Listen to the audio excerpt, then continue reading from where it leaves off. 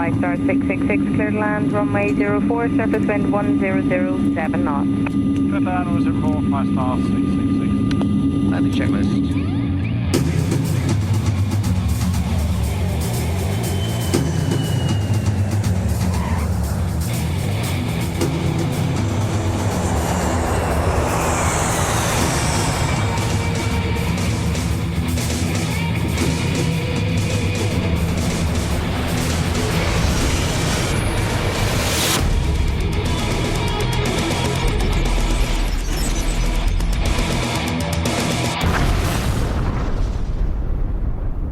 It was my idea, basically. It went back to something I did for an album called Skunkworks, one of my solo albums, when we actually took a very much smaller airplane with little propellers on it, little piston engines on it, and we went and bashed our way around the US. And I thought, wow, why couldn't you do this on a bigger scale? But I think his real purpose in coming up with the idea is so he got two wages, one to be a singer and one to be a pilot.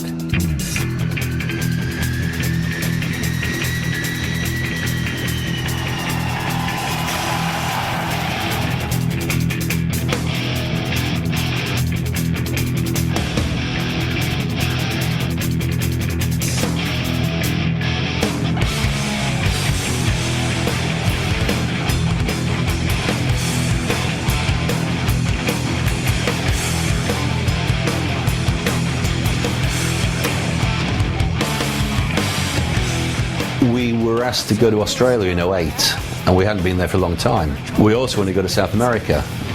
So if you think about doing Australia maybe somewhere on the way, and then around South America, by scheduled airlines nowadays, with all the security precautions and everything else, and the way it's very hard to link up the freight and the flights efficiently, then it just seemed to be a good idea to see there's some way of doing it.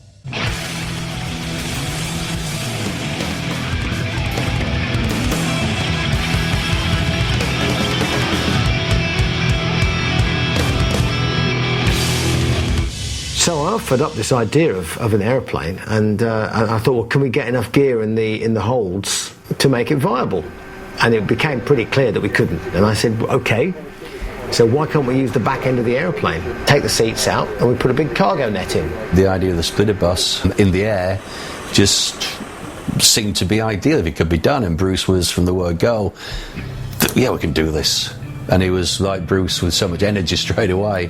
He was around Australia the next day talking about the concept and the principle, and they agreed it was doable. And so we went to quite immense logistics and bureaucracy to get it done.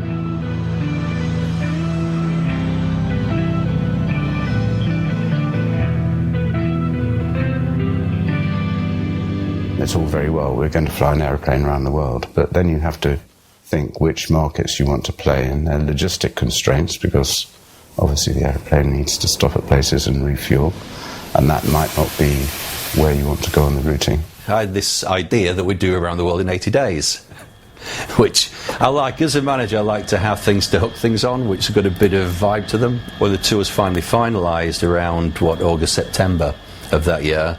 I counted the days from Moscow to the final date in Tampa, and believe it or not, it was 66 days.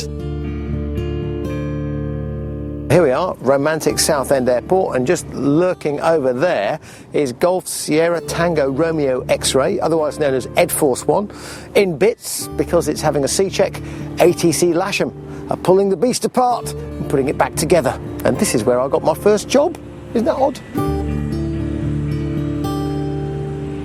It's a 757-200 with RB211 engines, and it's going to be here for about approximately 3 weeks. The aircraft will be stripped down, so scheduled inspections carried out, any defects found will be rectified, put back together again, and then we're going to do the combination cargo conversion into the Maiden config, where the rear end is converted to a cargo compartment.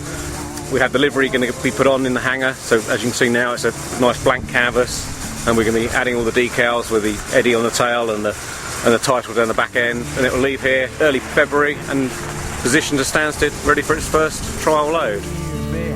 Ships by the tenfold sail out. Normally we've got the band runs on a cycle of 3, 4, 5 years, something like that. There's that much forward planning goes on in what the band might be doing. Discussions on the production start very early. We do build the tours around the album. Bruce came up with a title, and I think it's just a bit of mischief from him, really, because he was sort of had the idea that people would then think it actually is the final tour.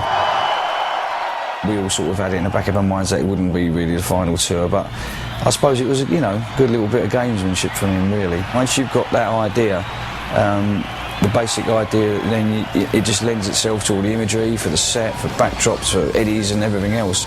It's the hardest part is finding a little spark in the first place. And once you've got that, then I'm not saying it's plain sailing, it's a lot of hard work and a lot of fretting and sleepless nights when you're writing, but you know, you've got the initial idea and then that's, you know, you're up and running, really.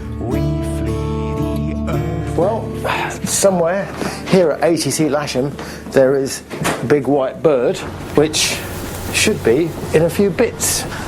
Through this door should be, bingo, an aeroplane.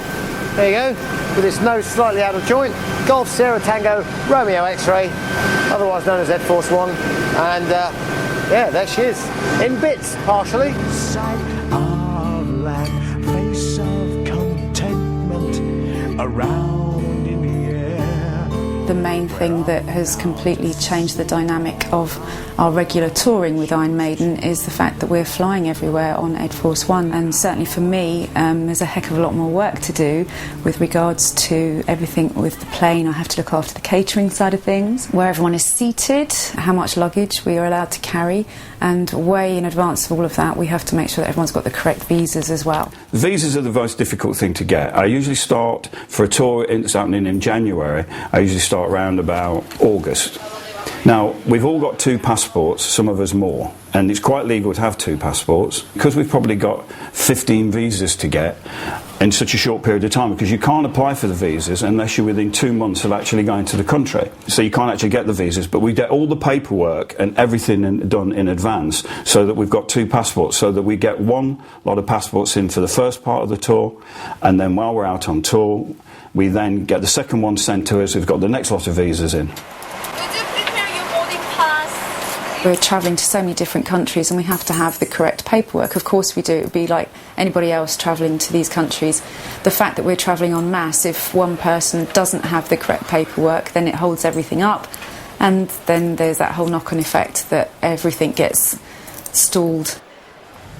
Before dates are confirmed, we basically work on a number of budgets based on alternative routes and different options, and Rod and I go through those figures, and then Rod basically works with the agent then to put together the final details of the tour.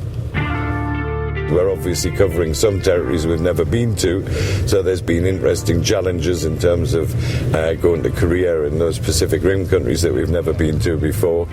I have been working for 30 years, since I was born. I think the current economic environment does bring challenges even to an act that's as successful as Maiden and doing very well in terms of ticket sales. Fuel prices change so dramatically that one has to be looking at forward buying fuel.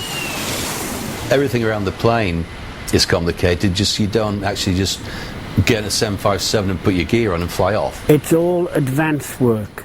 The plane dictates what you can take. Nothing else dictates it. And then you've obviously got guitar preferences by the musicians, which depends on the songs. So lots of compromises all the way through. To South America. Because the cargo compartment has to be separated in its entirety from the passenger compartment, we had to put a bulkhead in at this position and reline the entire end of the aircraft. Before we do the trial loading, we had to work out exactly how many pallets we could put in and to what maximum sizes we could accommodate. We want the Monitor FX rack and Dougie's 2. My job on tour is quite simply to look after all the logistics of the equipment and the aircraft. So essentially I am responsible for both loading and unloading the aircraft.